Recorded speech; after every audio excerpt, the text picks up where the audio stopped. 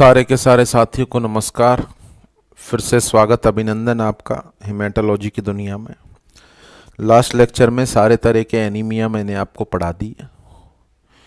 Anaemia जो मैंने आपको पढ़ाए थे उनमें क्या क्या चीज़ें पढ़ाई, गौर करो। सारे तरह के एनीमिया की परिभाषा मालूम चल गई क्या? यस। एटियोलॉजी मालूम चल गई? यस। मॉर्फोलॉजी ऑफ आरबीसी पता चल गई? यस। मैनेजमेंट पता चल गया क्या? यस। किसी भी बीमारी के अंदर कौन कौन से पॉइंट अपन पढ़ते हैं? Definition, aetiology, clinical manifestation, diagnostic measure और मैनेजमेंट। क्या ये जो पांचों शब्द बोले हैं ये सारे पूरे हो गए? परिभाषा हो गई, एटियोलॉजी हो गई, मैनेजमेंट हो गया। क्या क्लिनिकल मैनिफेस्टेशन हुए? नहीं। क्या डायग्नोस्टिक मेजर हुआ? नहीं। ना तो क्लिनिकल फीचर पढ़े हैं ना ही डायग्नोस्टिक मेजर पढ़ा है। तो ये दोनों पॉइंट जानबूझ के छोड़े थे ताकि सारे के सारे एनीमिया का कम्युलेटिव अपन डायग्नोसिस और क्लिनिकल फीचर पढ़ें। तो इन दोनों चीज़ों को पूर्ति कर लेते हैं, उसके बाद मैं आपको एप्लास्टिक एनीमिया पढ़ाऊंगा। तो अपना टॉपिक है क्लिनिकल मैनिफेस्टेशन ऑफ एनीमिया।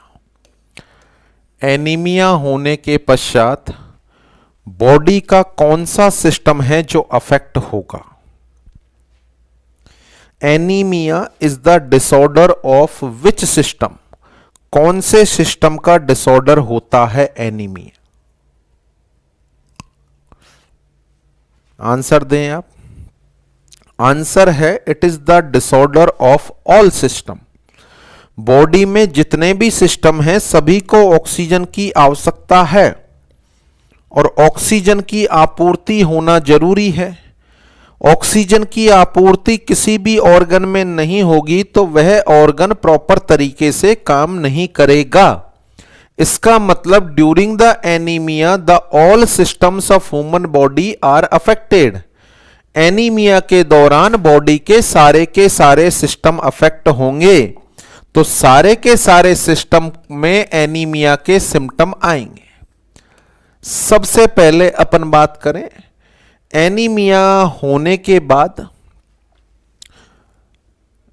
कौन कौन से सिस्टम पर क्या क्या इफेक्ट आने वाले हैं। तो सबसे पहले सीवीएस,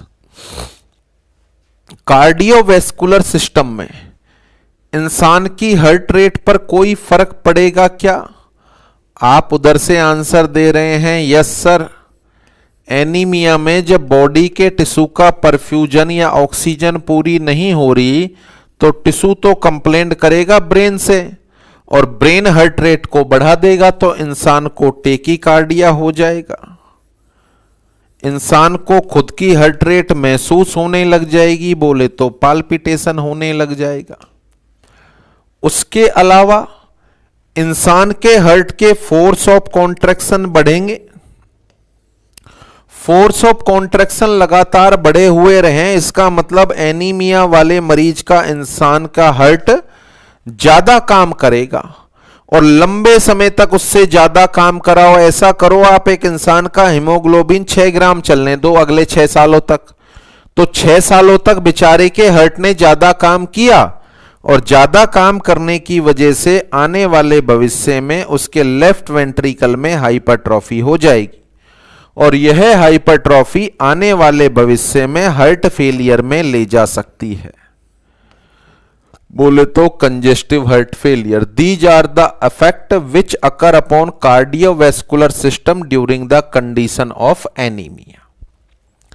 अगले सिस्टम की बात करें, क्या रेस्पिरेटरी पर किसी तरह का कोई फीचर आएगा? बिल्कुल आएगा जी। एनीमिया वाले मरीज की रेस्पिरेटरी रेट नॉर्मल मिलेगी या ज्यादा मिलेगी? तो आप आंसर दे रहे हो कि सर ज्यादा मिलेगी, बोले तो इंसान में टेकिपनिया हो जाएगा। इंसान में टेकिपनिया हो जाएगा और बहुत ज्यादा या सीवियर एनीमिया है तो साइनोसिस भी डेवलप हो सकता है, साइनोसिस भी डेवलप हो सकता है और मरीज को डिस्निया भी हो सकता है, मरीज को डिस्निया भी हो सकता है। अपन बात करें जीआईटी पर क्या इफेक्ट आएगा, बोले तो इंसान के डाइजेस्टिव सिस्टम पर क्या इफेक्ट आएगा। जब एनीमिया है तो भूख प्यास बंद हो जाएगी, क्योंकि जीआईटी को ब्लड नहीं मिल रहा तो सीक्रेशन कैसे होंगे। तो इंसान में डेवलप हो जाएगा एनोरेक्सिया, नोजिया, वोमिटिंग, और जीआईटी के मूवमेंट कम हो जाएंगे तो इंसान में डेवलप हो जाएगा कॉन्स्टिपेशन। अपन बात करें नर्वस सिस्टम पर क्या इफेक्ट आएगा, तो नर्वस सिस्टम में भी देखें जो न्यूरोट्रांसमीटर होते हैं उनके रिलीज के लिए ब्लड सप्लाई जरूरी है, और यदि वो प्रॉपरली रिलीज नहीं होंगे तो इनिशियली इंसान में नींद आने में समस्या आएगी, बोले तो इनसोम्निया हो जाएगा, इंसान कंफ्यूजन जैसी अवस्था में जा सकता है, इंसान कंफ्यूजन जैसी अवस्था के अंतर्गत जा सकता है। इसके अलावा और क्या क्या फीचर आएंगे उनको अदर में अपन ऐड करें। मसल को प्रॉपर ऑक्सीजन नहीं मिल पा रही है तो इंसान में हमेशा थकान बनी हुई रहेगी, थोड़ा बहुत चलने पर दम भर जाएगा इंसान का। इसके अलावा whiteness of skin and sclera, whiteness of skin and sclera, skin और स्क्लेरा इंसान की वाइट हो जाएगी। ये कॉमन सिम्टम हैं जो एनीमिया के दौरान अपीयर होते हैं। These all are the symptoms reported by the patient during the condition of anaemia. अब इनमें जो खुद इंसान आकर बताता है कि डॉक्टर साहब कुछ दिन से मेरी धड़कन बढ़ी हुई रहती है, थोड़ा बहुत चलने पर ही दम भर आता है, सांस लेने में दिक्कत आती है, भूख प्यास लगना बंद हो गई है, मुझे कब्जी रहती है, पिछले 20 दिन से मुझे प्रॉपर नींद भी नहीं आ रही है, पूरे दिन थकान रहती है, थकान में डूबा हुआ रहता हूं। आप एज ए फिजिशियन उसकी आंखों को, नेल बेड को, स्किन को चेक करें तो सफेदी या वाइटनेस मिलेगी, तो फिर अपन सस्पेक्ट कर सकते हैं कि मरीज के अंतर्गत एनीमिया हो सकता है। और जब अपन को वाइटनेस मिलेगी तो एक कॉमन सबसे पहला इन्वेस्टिगेशन अपन कराएंगे सीबीसी। जो प्राइमरी इन्वेस्टिगेशन होगा उसका नाम होगा सीबीसी, और सीबीसी की रिपोर्ट के आधार पर अपन फर्दर इन्वेस्टिगेशन कराएंगे। सीबीसी में टोटल आरबीसी कितनी होती हैं आपको पता है, हीमोग्लोबिन कितना होता है आपको पता है, परंतु कुछ चीजें ऐसी हैं जो आपको नहीं पता। अब मैं डायग्नोस्टिक मेजर आपको पढ़ाऊं उससे पहले उन चीजों का पता लगा लें। वो चीजें हैं पीसीवी, एमसीवी और एमसीएच। पीसीवी, एमसीवी और एमसीएच ये क्या होते हैं, फिर आप खुद महसूस करेंगे कि डायग्नोसिस काफी सिंपल हो जाता है। तो अगला जो मैं पार्ट आपको बताने वाला हूं या पढ़ाने वाला हूं उसका नाम है ब्लड के सूचकांक, और ब्लड के सूचकांक को अपन इंडिकेट करते हैं ब्लड इंडिकेटर्स, या अपन नाम देते हैं ब्लड इंडिसेज। इनकी जानकारी ले लें आप, उसके बाद diagnostic measure of anaemia automatically simple हो जाएगा। और ब्लड इंडिसेज में अपन पढ़ने वाले हैं पीसीवी, एमसीवी और एमसीएच, क्योंकि टोटल आरबीसी, हीमोग्लोबिन तो आपको पता है। तो सबसे पहला ब्लड इंडिकेटर अपन स्टार्ट करें, उसका नाम है पीसीवी। पीसीवी बोले तो पैक्ड सेल वॉल्यूम, या इसी को अपन नाम देते हैं HCV, haematocrit volume, packed cell volume या हेमेटोक्रेट वॉल्यूम, ये अपनी एक वाइल है जिसके अंतर्गत मैंने 10 ml ब्लड लिया।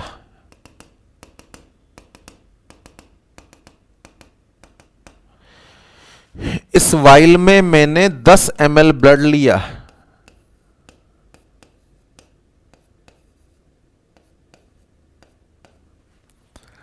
इस 10 ml में 55% तो प्लाज्मा मान लो, बोले तो 5.5% तो ये प्लाज्मा मान लो, 5.5 ml। बचा कितना? 4.5 ml। 4.5 ml में से 4.3, 4.1 या लगभग 4 ml आरबीसी है, लगभग 4 ml आरबीसी है। तो 10 ml का 4 ml आरबीसी है, परसेंटेज में अपन बात करें तो लगभग 40%। लगभग क्या बात करें अपन? 40% आरबीसी है। तो ये जो 40% आरबीसी है, इसी का नाम होता है पीसीवी।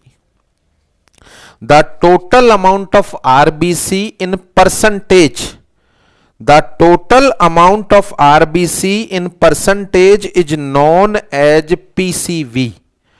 अब एग्जैक्ट 40% है, बट एवरेज अपन बात करें तो ये होता है 32 से या 36 से 48%। एवरेज अपन बात करें तो ये होता है 36 से 48%। अगर मान के चलो किसी इंसान में आरबीसी की मात्रा 5 मिलियन है, कितनी है? 5 मिलियन। उसका पीसीवी अपन को मिला 42%, सही है। 36 से 48 के बीच में होना चाहिए, सही है।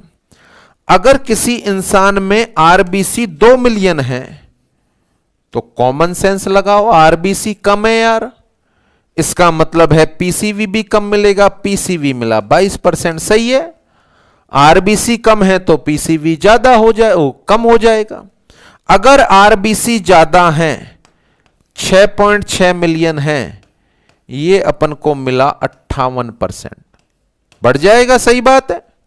आरबीसी की मात्रा ज्यादा है तो पीसीवी बढ़ जाएगा, इसका मतलब पीसीवी नॉर्मल है तो आरबीसी की संख्या भी नॉर्मल। पीसीवी कम है, आरबीसी कम हो, पीसीवी कम है तो आरबीसी कम, और यदि आरबीसी ज्यादा है तो पीसीवी ज्यादा होगा। तो इसको मैं यूं बोलना चाहूंगा, एनीमिया में पीसीवी पर क्या फर्क पड़ेगा? कि सर ये भी पूछने की बात है, सिंपल सा आंसर है, कम हो जाएगा। पॉलीसाइथेमिया में पीसीवी पर क्या फर्क पड़ेगा? कि सर बढ़ जाएगा। पॉलीसाइथेमिया में पीसीवी बढ़ जाएगा। क्या कोई और भी कंडीशन है जिनमें पीसीवी कम ज्यादा होगा? देखें, इसको यूं समझें, अभी मेरे अंदर टोटल ब्लड है 5 लीटर, मेरे अंदर टोटल ब्लड है 5 लीटर, मेरे अंदर आरबीसी है 5 मिलियन। 5 लीटर ब्लड में 1 क्यूबिक एमएम में 5 मिलियन आरबीसी। अगर मुझे 4 बार वॉमिटिंग हो गई या 10 बार वॉमिटिंग हो गई, मेरे शरीर में पानी की कमी आ गई। अब ये पानी में से कुछ हिस्सा प्लाज्मा से भी तो आया होगा। मेरे स्टोमक में जो सीक्रेशन हुआ तो कुछ प्लाज्मा से आया होगा, इसका मतलब प्लाज्मा वॉल्यूम कम हुआ, आरबीसी नहीं कम हुई। आरबीसी तो जो ब्लड में थी वो है। अब सोचो, आरबीसी की परसेंटेज बढ़ेगी, आरबीसी की परसेंटेज बढ़ेगी, यस और नो? आप आंसर दे रहे हैं यस। दूसरे तरीके से समझो, इसमें 5.5 ml प्लाज्मा है और प्लाज्मा में 90-95% वाटर होता है। 10 ml टोटल सैंपल है, पीसीवी आ रहा है 40%। इस प्लाज्मा में से देखो यहां पर क्या है, 10 ml में 40% पीसीवी है। अब मैं इसमें से 3 ml पानी निकाल देता हूं। 3 ml पानी निकाल रहा हूं, केवल पानी। टोटल वॉल्यूम कितना बचा? 7 ml। अच्छा, आरबीसी तो वही है, कहां तो 10 ml में 4 ml आरबीसी थी, कहां 7 ml में 4 ml आरबीसी है। बताओ, 10 ml में 4 ml आरबीसी, 4/10 गुणा 100, आंसर आया 40%। अब 7 ml में 4 ml है, अब देखो 4/7 गुणा 100,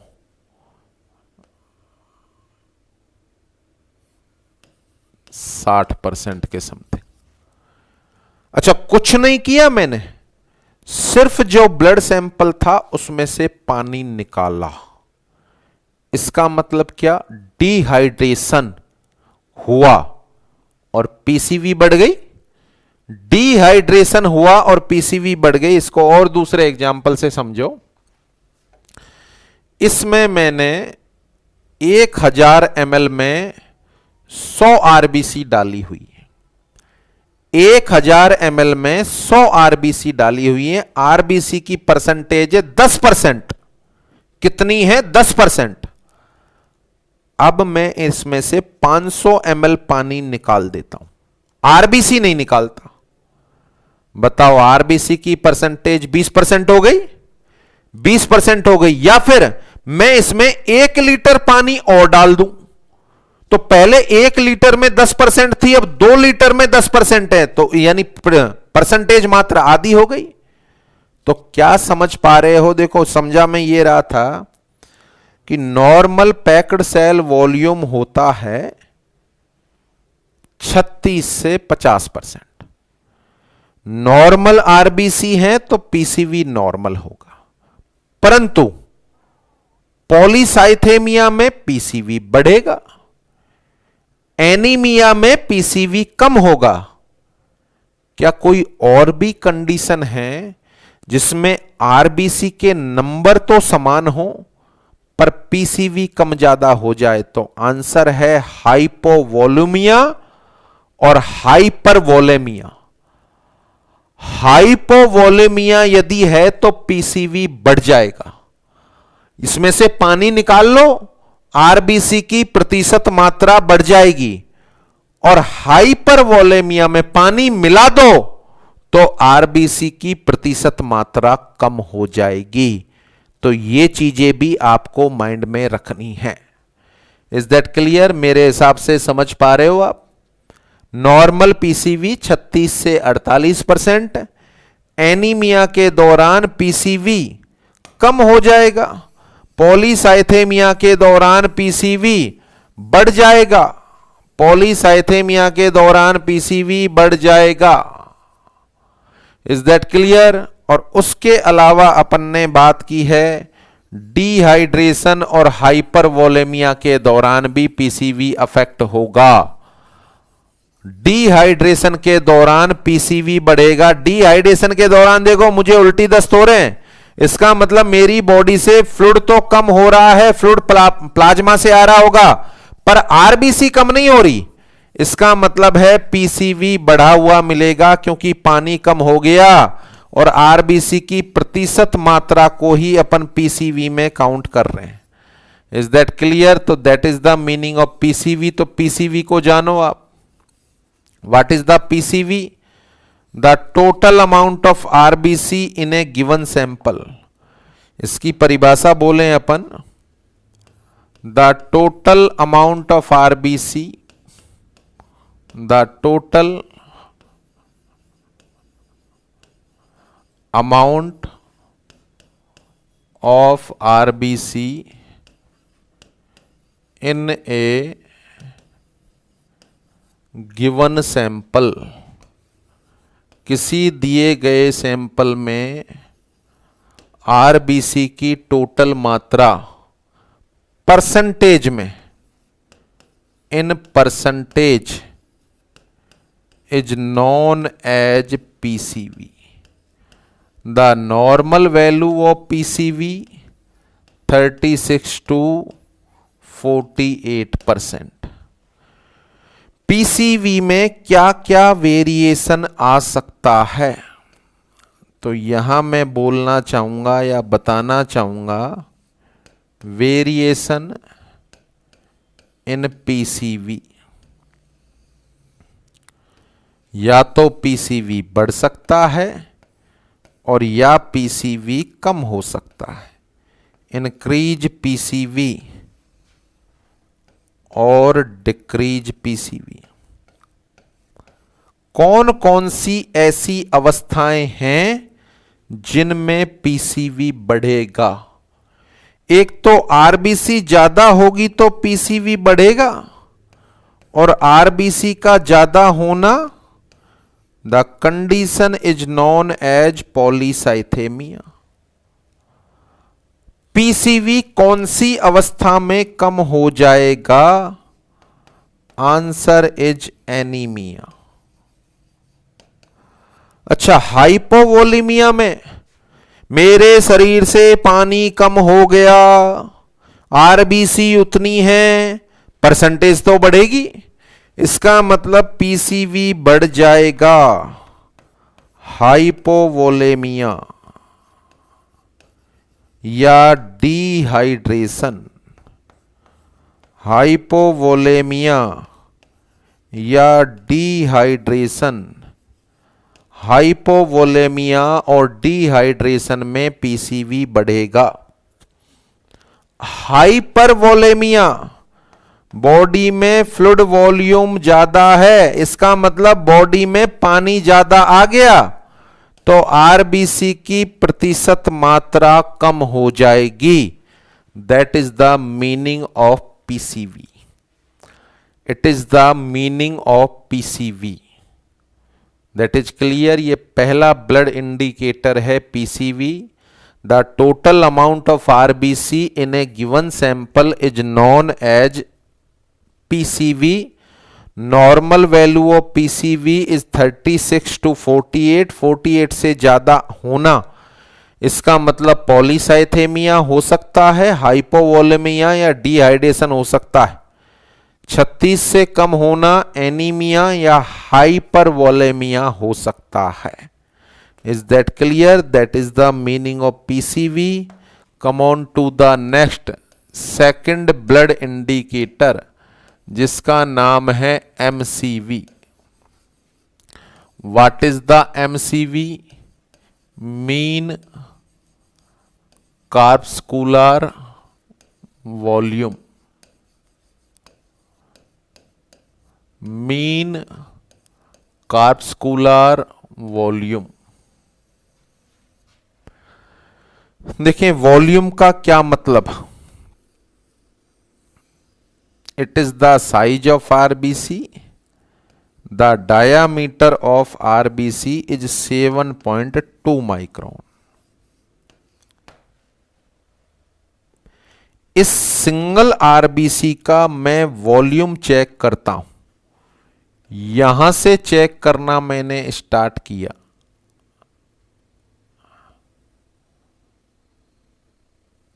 वॉल्यूम चेक कर रहा हूं मैं। यहां से मैंने वॉल्यूम चेक करना स्टार्ट किया, वापस यहीं तक। ये सिंगल आरबीसी का वॉल्यूम मुझे मिला 80 से 100 फेम्टोलीटर। 80 से 100 फेम्टोलीटर। यहां फेम्टो का मतलब 10 की पावर -15, 10 की पावर -15। अच्छा, आरबीसी का साइज कितना है? 7.2 माइक्रोन। ठीक है, एक ये आरबीसी, इसका भी वॉल्यूम चेक कर लो एक बार भैया। चलो मैं चेक करता हूं यहां से।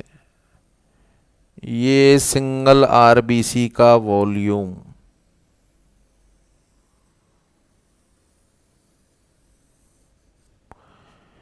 मेरा क्वेश्चन है आपसे, 80 से 100 के बीच में आएगा, 80 से कम आएगा या 100 से ज्यादा आएगा? आप सारे साथी आंसर दे रहे हैं कि सर निश्चित तौर पर 100 से ज्यादा आएगा। Very good. इसका डायामीटर क्या 7.2 माइक्रोन ही लग रहा है आपको? नहीं, ज्यादा है, मान के चलो 8 माइक्रोन।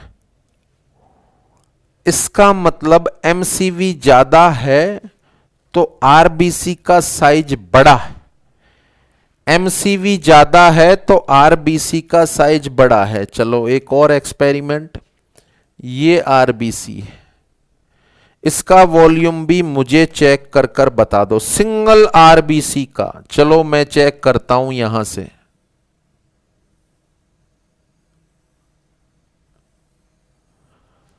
अब मेरा क्वेश्चन, क्या उस आरबीसी का वॉल्यूम 80 से 100 के बीच में आएगा, 80 से कम आएगा या 100 से ज्यादा आएगा? आप आंसर दे रहे हो कि सर 80 फेम्टोलीटर से कम आएगा। ये आपके सामने नॉर्मल आरबीसी है, इसको मैं बोलूंगा normocytic RBC. It is the normocytic RBC. ये बड़े साइज की आरबीसी है, it is the macrocytic RBC. It is the macrocytic RBC. ये छोटे साइज की आरबीसी हो गई, that is the microcytic RBC. Is that clear? गौर करो, क्या सीखा अपन ने? The volume of a single RBC is known as MCV. The volume of a single RBC is known as MCV. The value of MCV gives the information about the size of RBC. पुराने lectures में समझने के लिहाज से मैंने बताया, RBC को लिया, स्लाइड पर रखा, माइक्रोस्कोप में देखा, साइज बड़ा है छोटा है, ऐसे कौन देखता है? और ऐसे एक एक की आरबीसी को देखने बैठेंगे क्या? नहीं, ऑटोलाइजर मशीन रिपोर्ट देगी, उसमें एमसीवी को देख लो। 80 से 100 के बीच में आए तो नॉर्मोसाइटिक मान लेना, 100 से ज्यादा आए तो मैक्रोसाइटिक मान लेना, और 80 से कम आए तो माइक्रोसाइटिक मान लेना। तो आरबीसी के साइज जो अपन ने एनीमिया पढ़े हैं, उनमें साइज के कम ज्यादा होने का पता लगाने के लिए कौन सा पैरामीटर इस्तेमाल करते हैं? आरबीसी का साइज कम ज्यादा होने के लिए कौन सा पैरामीटर इस्तेमाल करते हैं? आंसर है एमसीवी। स्लाइड पर देखकर पता नहीं चलाते, तो एमसीवी को कैसे डिफाइन करें अपन? यहां मैं बोलना चाहूंगा the volume of a single RBC. The volume of a single RBC. The volume of a single RBC is known as MCV. इससे किसकी इंफॉर्मेशन मिलती है? It gives the information about the size of RBC. It gives the information about the size of RBC. The normal value of MCV is 8200 femtoliter. What is the femtoliter? 10 की power -15. The variation in MCV. MCV में क्या क्या variation हो सकती हैं, या तो MCV बढ़ा हुआ मिल सकता है, इंक्रीज एमसीवी, और या फिर एमसीवी कम मिल सकता है, बोले तो डिक्रीज एमसीवी। या तो बढ़ा हुआ मिलेगा या फिर कम मिलेगा। बढ़ा हुआ मिलना क्या इंडिकेट करेगा? इट इंडिकेट मैक्रोसाइटिक आरबीसी, यानी एमसीवी का बढ़ा हुआ मिलना मैक्रोसाइटिक आरबीसी को इंडिकेट करेगा, और एमसीवी कम है तो किसको इंडिकेट करेगा? It indicate the microcytic RBC. It indicate the microcytic RBC.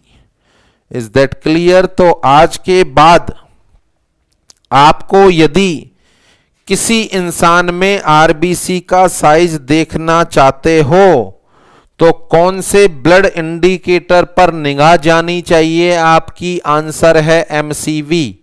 What is the MCV? The volume of a single RBC is known as MCV. The normal value of MCV is 80 to 100 femtolitre. 100 से ज्यादा होना macrocytic कहलाएगा, 80 से कम होना microcytic कहलाएगा। तो size को देखने के लिए अपन एमसीवी का इस्तेमाल करते हैं। Increase MCV indicate macrocytic RBC and decrease MCV indicate microcytic RBC.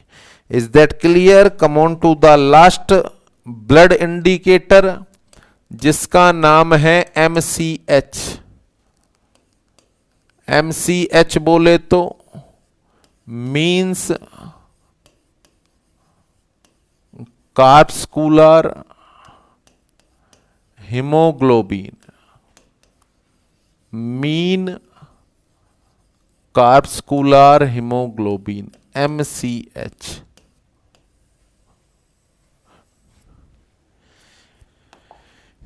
क्या होता है ये आरबीसी है। इस आरबीसी में हीमोग्लोबिन भरा हुआ है।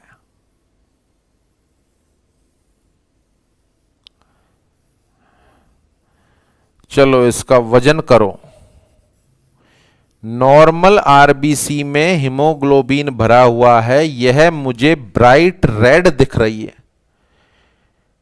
इस हीमोग्लोबिन को निकालकर मैं इसका वजन करता हूं तो यह पिकोग्राम में आता है।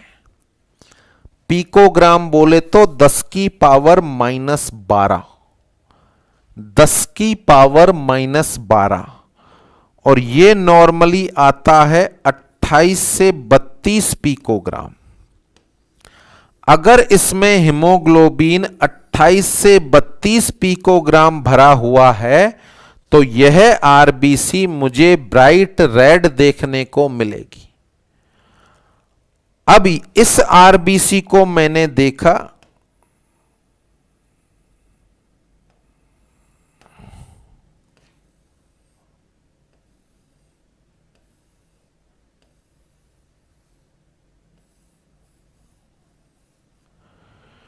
यह आरबीसी इतनी ज्यादा ब्राइट रेड नहीं है।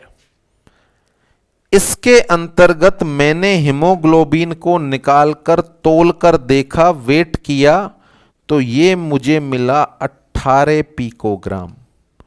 फिर तो सही है यार, 18 पिकोग्राम है। इसका मतलब कॉमन सेंस की बात है, ब्राइट रेड थोड़ी देखने को मिलेगी। इसका मतलब ब्राइट रेड थोड़ी देखने को मिलेगी। उसके अलावा मैंने इस आरबीसी को देखा तो ये इस आरबीसी में ब्राइट रेड से भी ज्यादा, यानी डार्क ब्राइट रेड कलर देखने को मिल रहा है। डार्क ब्राइट रेड कलर देखने को मिल रहा है। फिर मैंने इस आरबीसी के अंदर से हीमोग्लोबिन को निकाला, तोलकर देखा, तो यहां मुझे मिला 38 पिकोग्राम। एक आरबीसी की चर्चा चल रही है, एक आरबीसी की चर्चा चल रही है। अगर इस आरबीसी के कलर को मैं नॉर्मल बोलूं तो ये कलर होगा नॉर्मोक्रोमिक, ये कलर होगा नॉर्मोक्रोमिक। दूसरी वाली आरबीसी का कलर थोड़ा हल्का दिख रहा है, यह कलर होगा हाइपोक्रोमिक, यह कलर होगा हाइपोक्रोमिक।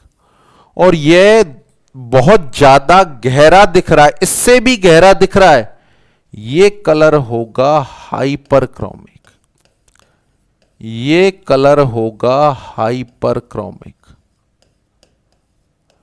Is that clear?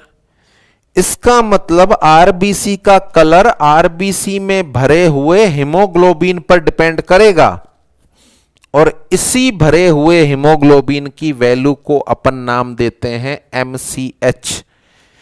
इसी भरे हुए हीमोग्लोबिन की वैल्यू को अपन नाम देते हैं MCH। What is the MCH? Mean corpuscular haemoglobin.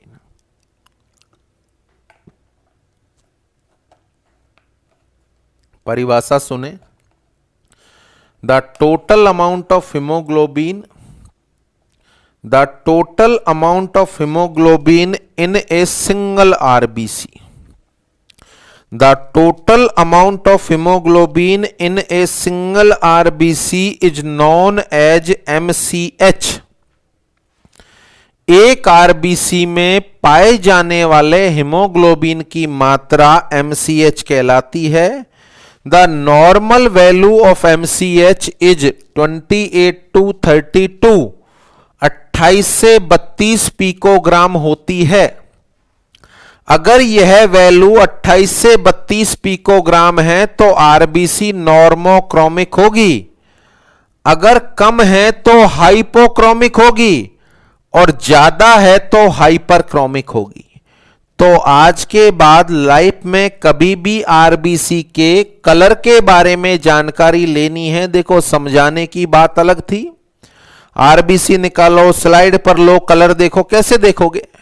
Normally नहीं पता अपन को, नहीं देख सकते तो सीधा ऑटोलाइजर रिपोर्ट देगा, और रिपोर्ट में सीधे सीधे MCH को देख लो, रिपोर्ट में सीधे सीधे MCH को देख लो, और MCH से आपको कलर का अंदाजा लग जाएगा।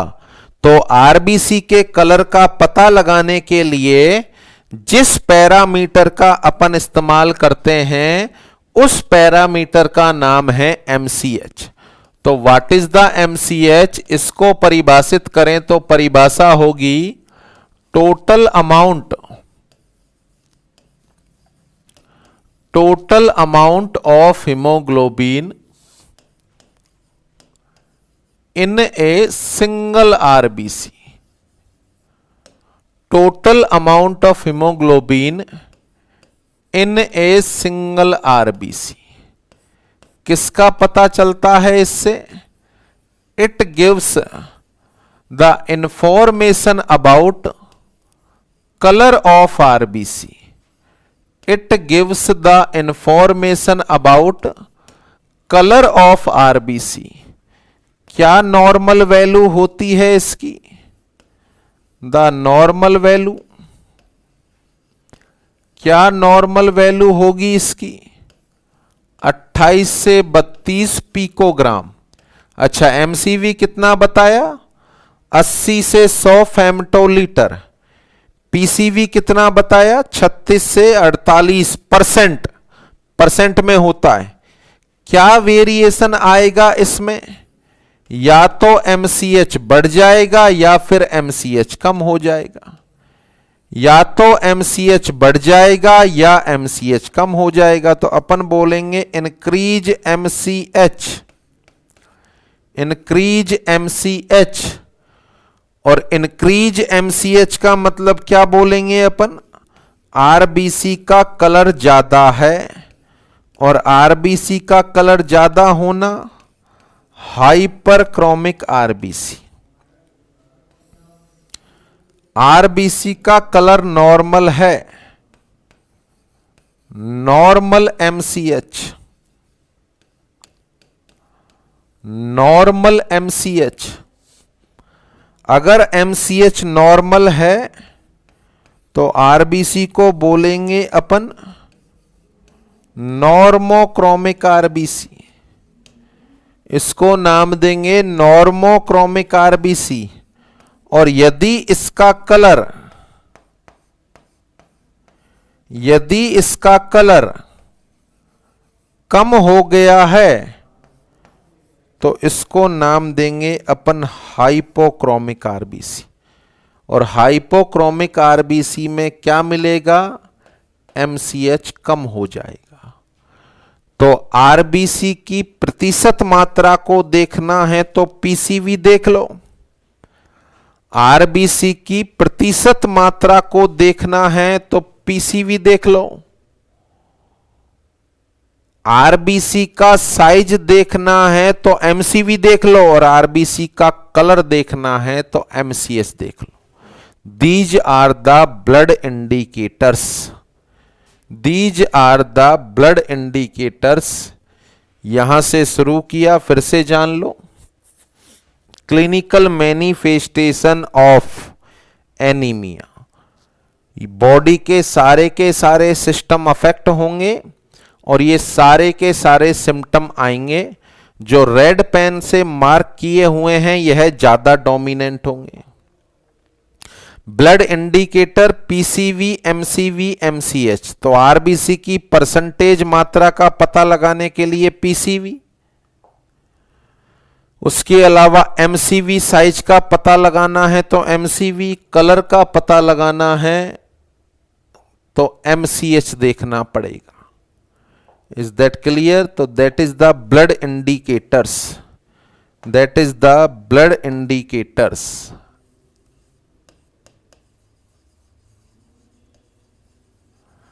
अब यहां पर मैं कुछ पर्टिकुलर क्वेश्चन आपके सामने प्रस्तुत कर रहा हूं।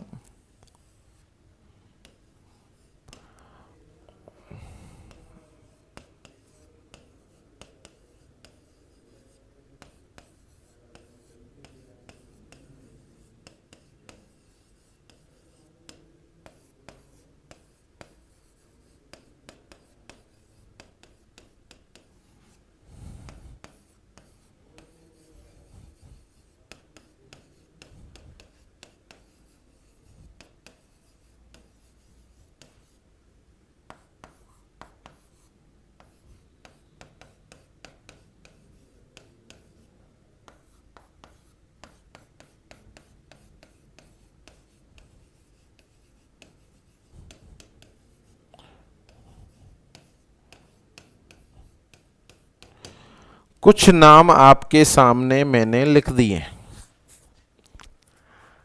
डेफिशिएंसी आयरन की है, प्रोटीन की है, फॉलिक एसिड की है, स्टोमक की खराबी है, विटामिन B12 की डेफिशिएंसी है, पानी की कमी है या क्रोनिक रीनल फेलियर है, ये अपन को जानना है। कुछ यहां 5 मरीजों की रिपोर्ट आपके सामने प्रस्तुत है, इनमें से आपको आंसर देना है। ये एक चार्ट आपके सामने है। Patient number 1,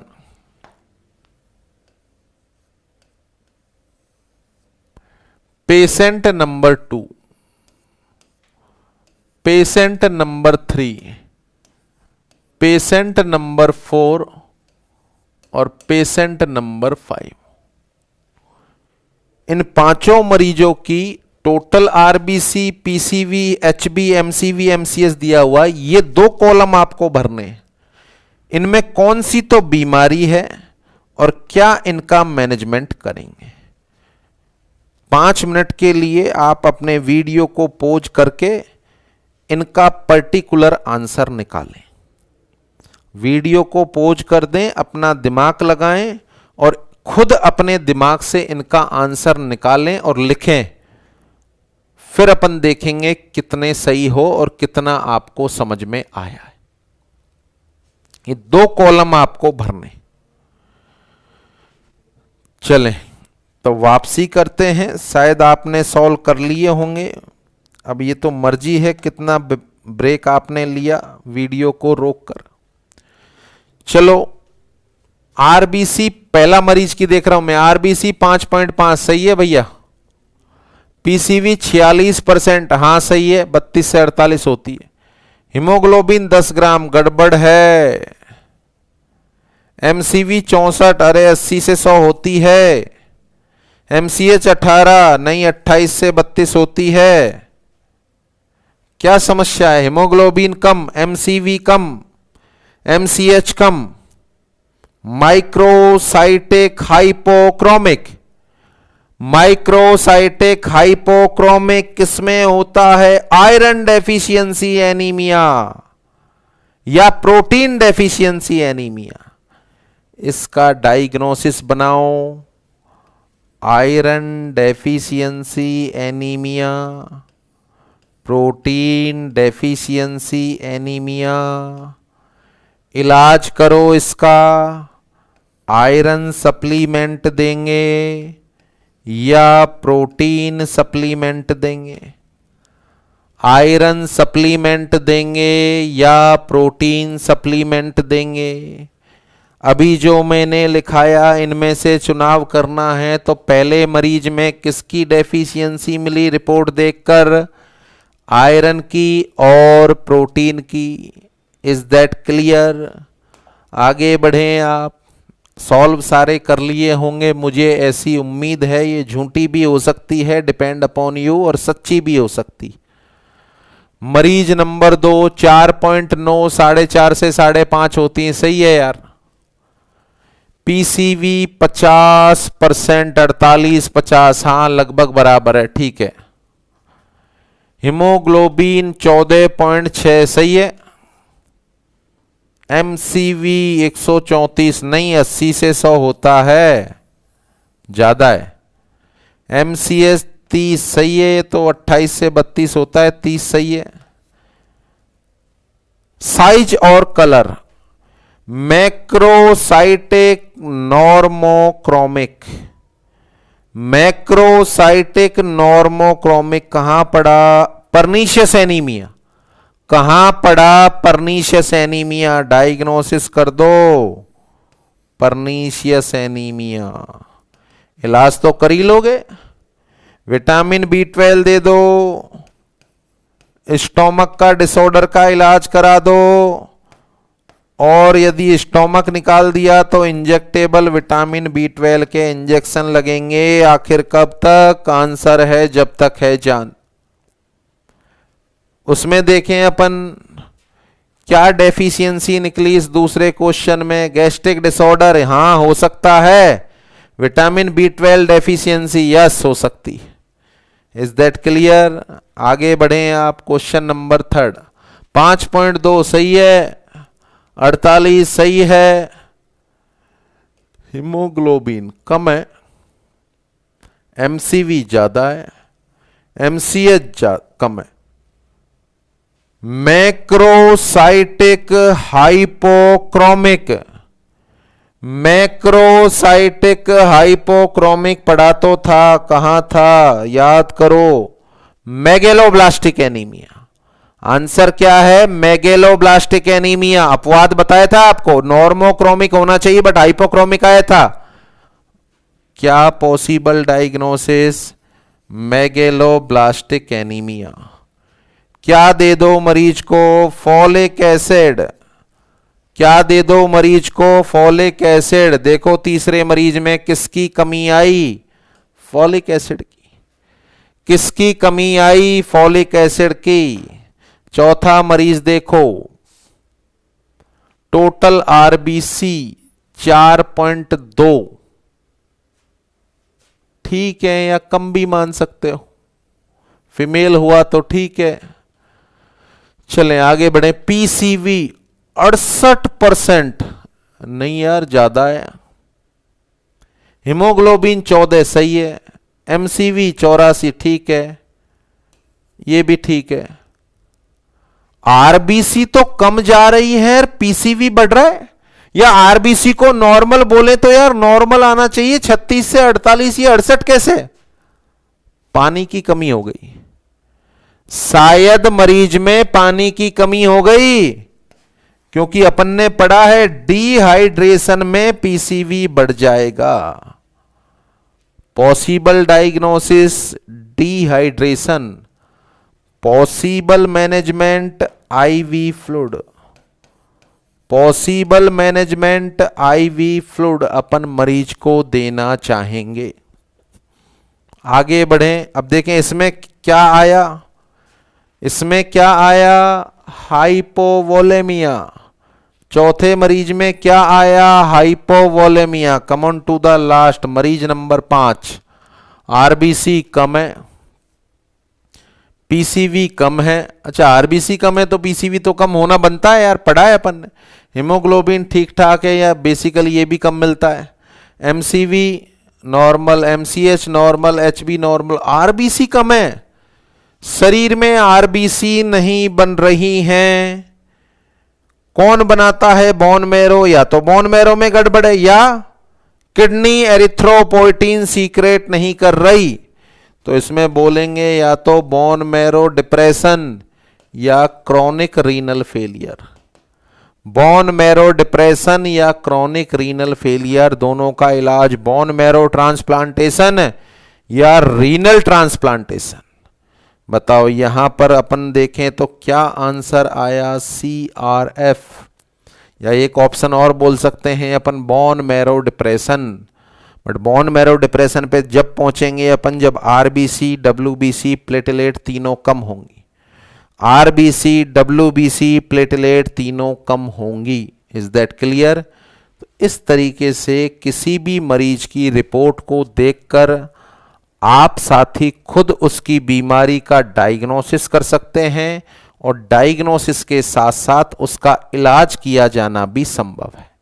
is that clear? तो ये आपके ब्लड इंडिकेटर हो गए। Now come on to the topic जिसको अपन डील करने वाले हैं। टॉपिक का नाम है diagnostic measure of anaemia. Diagnostic measure of anaemia.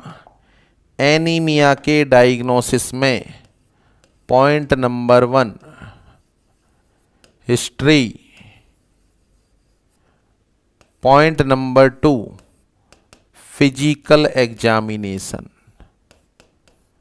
Physical examination में आपको आंखों में, स्किन में, नेल बेड में सफ़ेदी मिलेगी या हल्का सा पीलापन मिलेगा, रेडनेस नहीं मिलेगी। रेडनेस नहीं मिलेगी। तो यहाँ मैं बोलना चाहूँगा whitening of skin, sclera and nail bed. इंसान की हार्ट रेट ज़्यादा मिलेंगी, रेस्पिरेशन रेट ज़्यादा मिलेंगी। इसके बाद कौन सी जांच मुझे करानी है? प्राइमरी जांच में कराऊंगा CBC। प्राइमरी जांच में क्या कराऊंगा? CBC। CBC में मुझे कौन कौन सी चीज़ों को मेनली देखना है? टोटल RBC को देखना है, PCV को देखना है, हीमोग्लोबिन को देखना है, MCV और MCH को देखना। पहला इन्वेस्टिगेशन होगा CBC। अब यदि CBC की रिपोर्ट ये मिले तब मुझे क्या करना चाहिए? अच्छा, ये मिले तो ये मुझे सस्पेक्ट हो रहा है आयरन डेफिशिएंसी एनीमिया, क्योंकि माइक्रोसाइटिक हाइपोक्रोमिक आरबीसी है। आयरन डेफिशिएंसी एनीमिया या प्रोटीन डेफिशिएंसी एनीमिया, तो मैं मरीज को क्या दूं? पहले कंफर्म तो करूं, दो थोड़ी लिखूंगा मैं।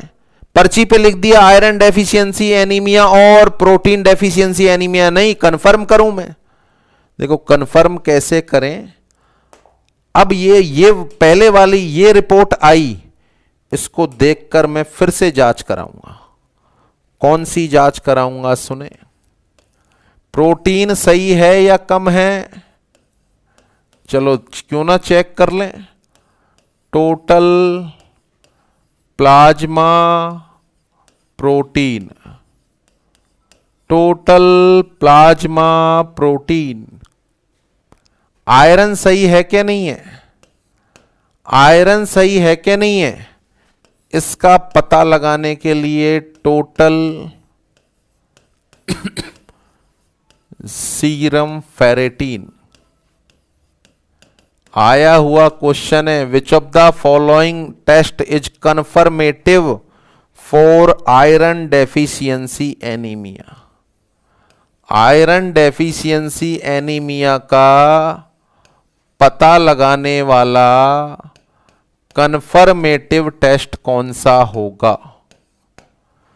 आयरन डेफिशिएंसी एनीमिया का पता लगाने वाला कन्फर्मेटिव टेस्ट कौन सा होगा। क्वेश्चन का आंसर है टोटल सीरम फेरेटिन लेवल। अगर स्क्रीनिंग टेस्ट पूछा जाए तो हीमोग्लोबिन आएगा, कन्फर्मेटिव पूछा जाए तो फेरेटिन आएगा। अगर फेरेटिन कम आए तो आयरन डेफिशिएंसी एनीमिया, आयरन चला दूंगा। अगर प्लाज्मा प्रोटीन कम आए तो प्रोटीन डेफिशिएंसी एनीमिया, प्रोटीन चला देंगे अपन मरीज को। Is that clear. इसके अलावा यदि सीबीसी की रिपोर्ट ये आए,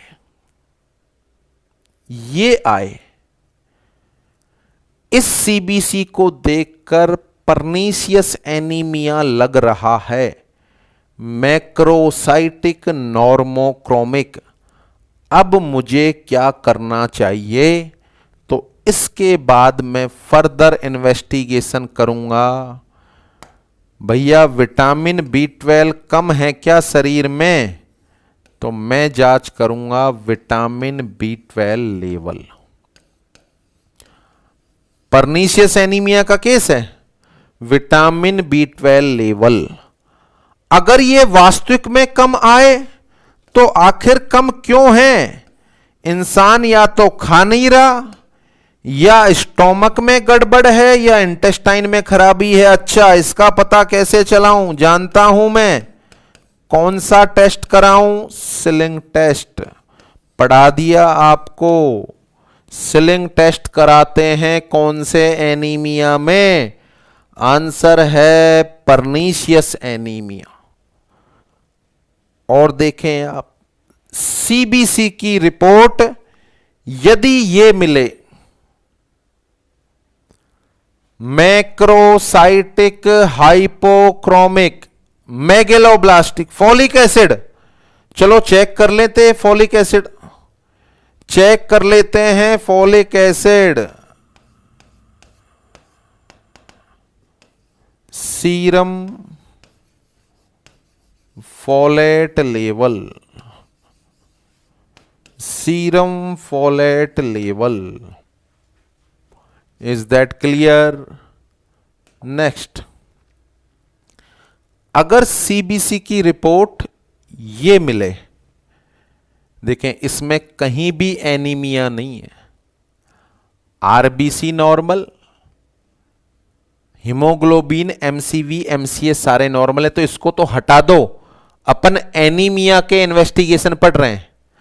अगर ये रिपोर्ट मिले, देखो इस रिपोर्ट में भी दो चीजें, ये वाली रिपोर्ट आरबीसी कम है, केवल आरबीसी कम है, केवल आरबीसी कम है, आरबीसी कम है, तो मैं जांच कराना चाहूंगा एरिथ्रोपोइटिन की, किडनी की जांच कराना चाहूंगा।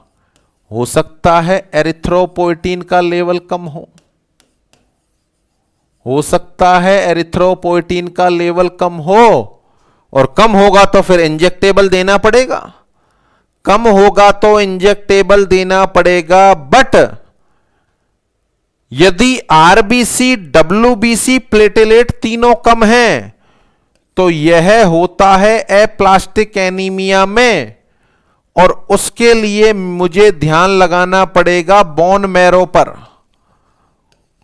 उसके लिए मुझे ध्यान लगाना पड़ेगा बोन मैरो पर यदि तीनों सेल कम है तो, और मैं इन्वेस्टिगेशन कराऊंगा बोन मैरो बायोप्सी, मैं इन्वेस्टिगेशन कराऊंगा bone marrow biopsy. It is the confirmative test for aplastic anaemia. Aplastic anaemia का कन्फर्मेटिव टेस्ट होता है बोन मैरो बायोप्सी। अब देखें, यदि आरबीसी के नंबर कम है, 3.0 मिलियन है, एरिथ्रोपोइटिन नॉर्मल, कुछ भी नहीं है, erythropoietin normal, bone marrow normal, फिर भी आरबीसी के नंबर कम है, कहीं आरबीसी टूट तो नहीं रही, कहीं शरीर में आरबीसी टूट तो नहीं रही है। इसका पता लगाने के लिए कई बार एंटीबॉडी की वजह से आरबीसी टूटने लग जाती हैं। इस हीमोलाइटिक एनीमिया का पता लगाने के लिए एक टेस्ट करते हैं, टेस्ट का नाम है कूम टेस्ट। कैसे होता है? दो तरीके से होता है, डायरेक्ट और इनडायरेक्ट, जो मैं आपको आगे पढ़ाने वाला हूं। अभी के लिए याद रख लो, that is the test for haemolytic anaemia. Haemolytic anaemia के लिए कौन सा टेस्ट कराते हैं? आंसर है कूम टेस्ट। मान के चलें आरबीसी की संख्या कम है और माइक्रोस्कोप से देखने पर एबनॉर्मल शेप की आरबीसी मिल रही है, एबनॉर्मल शेप की आरबीसी मिल रही है, तो उसको कंफर्म कराने के लिए उसके अंदर की हीमोग्लोबिन की जांच करानी पड़ेगी और उसको नाम देते हैं हीमोग्लोबिन इलेक्ट्रोफेरेसिस। अगर उसमें हीमोग्लोबिन एस मिलता है तो it is the confirm case of sickle cell anaemia. तो सिकल सेल एनीमिया और थैलेसीमिया का पता लगाने के लिए, सिकल सेल एनीमिया और थैलेसीमिया का पता लगाने के लिए अपन जांच कराते हैं haemoglobin electrophoresis. Haemoglobin electrophoresis is the confirmative test of sickle cell anaemia and thalassaemia. Sickle cell anaemia and thalassaemia, is that clear? तो ये सारे के सारे इन्वेस्टिगेशंस अपन कराते हैं। मेरे हिसाब से टोटल आपको समझ में आ रहे हैं। एक और इन्वेस्टिगेशन जो मैं आपको पहले ही पढ़ा चुका हूं, सारे तरह के एनीमिया में रेटिकुलोसाइट काउंट, सारे तरह के एनीमिया में रेटिकुलोसाइट काउंट पर क्या फर्क पड़ेगा, और आंसर भी दे दिया था, बढ़ जाएगा। तो देखें, हर एक एनीमिया के लिए अलग अलग तरह का टेस्ट होता है, पर वो टेस्ट की शुरुआत होती है सीबीसी से। शायद आपको समझ में आ गए होंगे। हिस्ट्री फिजिकल एग्जामिनेशन में whiteness of skin, sclera, heart rate बढ़ेगी, रेस्पिरेटरी रेट बढ़ेगी। सीबीसी और सीबीसी की रिपोर्ट के आधार पर अपन अलग अलग जांच कराते हैं। जैसे आयरन डेफिशिएंसी एनीमिया में कौन सी जांच होगी? सीबीसी और serum ferritin. Protein deficiency anaemia में सीबीसी और सीरम फेरेटिन। पर्नीशियस एनीमिया में सीबीसी, विटामिन बी12 और सिलिंग टेस्ट। मेगेलोब्लास्टिक में सीबीसी और serum folate level. Chronic renal failure की वजह से जो एनीमिया होता है उसमें क्या करेंगे अपन? सीबीसी और एरिथ्रोपोइटिन लेवल। तीनों ब्लड सेल कम हैं, एप्लास्टिक एनीमिया में क्या करेंगे अपन? Bone marrow biopsy. आरबीसी में यदि शरीर में एरिथ्रोपोइटिन का लेवल नॉर्मल है, फिर अपन को सस्पेक्ट करना होगा कहीं आरबीसी टूट तो नहीं रही है, अपन करेंगे Coombs test. Sickle cell anaemia और थैलेसीमिया में करेंगे अपन haemoglobin electrophoresis. hemoglobin electrophoresis is the confirmative test for sickle cell anemia and thalassemia, और रेटिकुलोसाइट काउंट हर एक तरह के एनीमिया में बढ़ जाते हैं. It is the end of clinical manifestation of anaemia and diagnostic measure of anaemia. मेरे हिसाब से टोटल आपको समझ में आ गए. एमसीवी, एमसीएच और पीसीवी से काफी सारी मदद अपन को मिली. ये देखें, रिवाइज कर लें. क्लिनिकल मैनिफेस्टेशन है. ब्लड इंडिकेटर में पहला इंडिकेटर होता है पीसीवी. क्या मतलब है पीसीवी का, अच्छे से बता दिया. इसके बाद एमसीवी, आरबीसी का साइज देखना है तो एमसीवी करेंगे अपन. फिर हीमोग्लोबिन की मात्रा देखनी है तो एमसीएच, मीन कार्पस्कुलर हीमोग्लोबिन. उसके अलावा क्या क्या इंफॉर्मेशन इससे मिलती है एमसीएच से. फिर आपसे कुछ क्वेश्चन मैंने पूछे थे, 5 मरीजों की रिपोर्ट, और रिपोर्ट को देखकर आप साथियों में से शायद, मुझे उम्मीद है 70% ने डायग्नोसिस और मैनेजमेंट तय कर लिया होगा. उसके बाद कौन कौन सी जांच कराएंगे अपन. History, physical examination, CBC, total plasma protein, protein deficiency anaemia के लिए, total serum ferritin, confirmative test for iron deficiency anaemia, vitamin B12 और Schilling test pernicious anaemia, serum folate level, megaloblastic anaemia, erythropoietin level, anaemia with chronic renal failure, bone marrow biopsy, aplastic anaemia का confirmative test होगा. Coombs test haemolytic anaemia के लिए करते हैं, आगे पढ़ा दूंगा मैं इसको. Haemoglobin electrophoresis confirmative test for sickle cell anaemia and thalassaemia, और सारे तरह के एनीमिया में रेटिकुलोसाइट के काउंट बढ़ जाते हैं. Is that clear. तो ये डायग्नोस्टिक मेजर और क्लिनिकल फीचर कंप्लीट होते हैं. तो ये एनीमिया में सब कुछ पढ़ लिया अपन ने. एक पार्ट बचा हुआ है एप्लास्टिक एनीमिया, जो अपन नेक्स्ट लेक्चर में पढ़ेंगे. इससे के अलावा सिकल सेल एनीमिया और थैलेसीमिया मैं आपको सबसे लास्ट में पढ़ाऊंगा. Is that clear. तो टाइम हैज ओवर. आज के अभी के लिए इतना ही. आप साथियों का बहुत बहुत धन्यवाद. Thanks to all.